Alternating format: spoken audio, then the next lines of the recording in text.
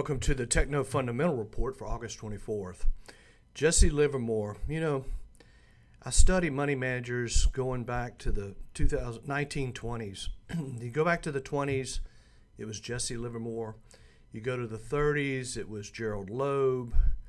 1940s, Gerald Loeb. 1950s would have been Nicholas Darvis. 60s and 70s would have been William O'Neill. 80s and 90s would have been Peter Lynch. Then we have Warren Buffett. So as you go and study these people, you find out that they're all pretty much disciples of Jesse Livermore. So listening to Livermore is a good idea. So this quote is, first, do not be invested in the market all the time. There are many times when I have been completely in cash, especially when I was unsure of the direction of the market and waiting for a confirmation of the next move. Second, it is the change in the major trend that hurts most speculators. So Livermore is basically saying there are times where you need to keep your powder dry. And when you're in a downtrending market, it's very difficult to find winning investments at that time. Now, another Livermore quote it said he really meant to tell me that the big money was not in the individual fluctuations, but in the main movements. That is, not reading the tape, but in sizing up the entire market and its trend. So we feel that the primary trend continues to be up, both for the NASDAQ and the S&P. You can see here the 200-day moving averages in an uptrend, so forth. Now, we keep hearing all this talk about recession. And one thing, Peter Lynch does talk about is that you can't predict these things. You cannot predict a recession. So you have to take it a day at a time. And the media is going to tell you recession ahead. However, the people that decide this, that make the announcement that we're in recession, is called the National Bureau of Economic Research. And they look at, if you evaluate what they look at to determine if you're in recession, first thing, there's actually two indicators they look at. One is all employees, total non-farm, and then real personal income. So you can see here in the past where these shaded areas are recessions. Now you can see, we get a downturn, so forth. But we're not seeing anything like that. So I did a kind of a short term. This is going back to 1970. So I'm just doing a short term graph, and you can see this just does not look like a recession. So you take it a day at a time. We don't have a recession today. So as you also see here on personal income, this kind of drop, this kind of drop, this kind of drop. We're not seeing anything that looks like that. So I take it a day at a time. I think that's a wise move. More quotes for you. It says, in this business, if you're good, you're right 6 times out of 10. You're never going to be right 9 times out of 10. And then William O'Neill says, the majority of unskilled investors stubbornly hold on to their losses when the losses are small and reasonable. They could get out cheaply, but being emotionally involved and human, they keep waiting and hoping until their loss gets much bigger and costs them dearly. So one thing about Lynch's comment is that if we can't find 10 ideas where 6 are working, you're probably in a downtrending market, and that's kind of the case today. Never stop investing, never stop improving, never stop doing something new. Always look for things that are new. That's the key to really finding the next leadership. Buffett says, what we learn from history is that people don't learn from history. And so, that's all we have. History is all we have as a way to analyze our strategies.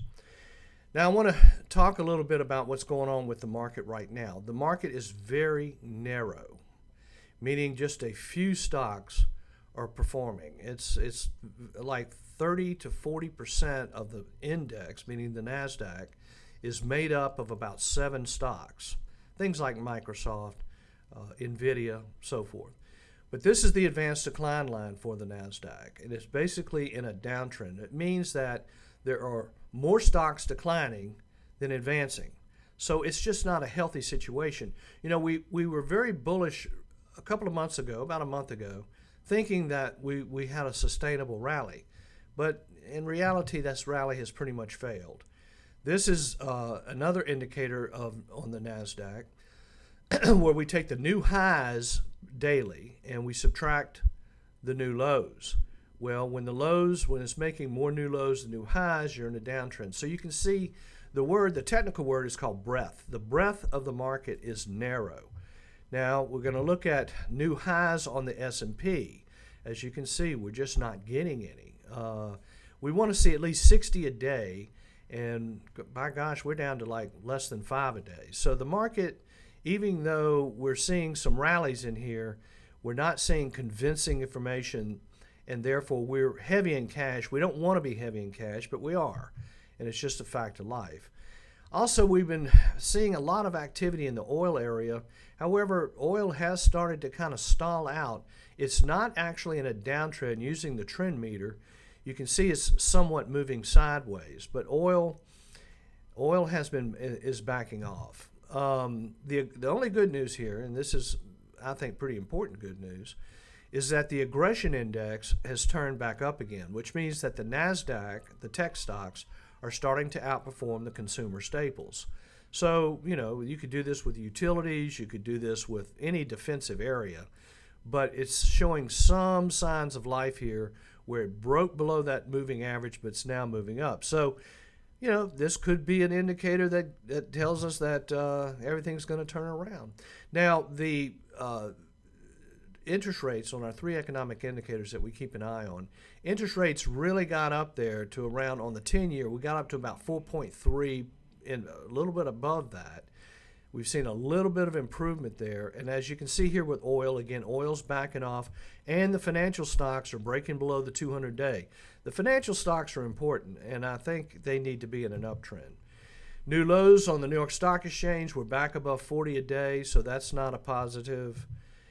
Now, this is that growth fund we keep an eye on called the Renaissance IPO Fund. These are companies that went public within the last couple of years. Downtrend, made a low, kind of trying to make a bounce here. It's something I would definitely keep an eye on. Here is the energy sector. I just wanted to mention this real quickly. The oil stocks have been in a very nice, strong uptrend, but we're starting to see some difficulties in here. So the reason I mention oil is that as you go through, we go through 8,000 stocks a week, and the only thing that was looking promising at all during the last couple of months has been the oil sector. But one thing about a downtrending market, you can call it a downtrending market, you can call it a correction, you can call it a bear market, it doesn't matter.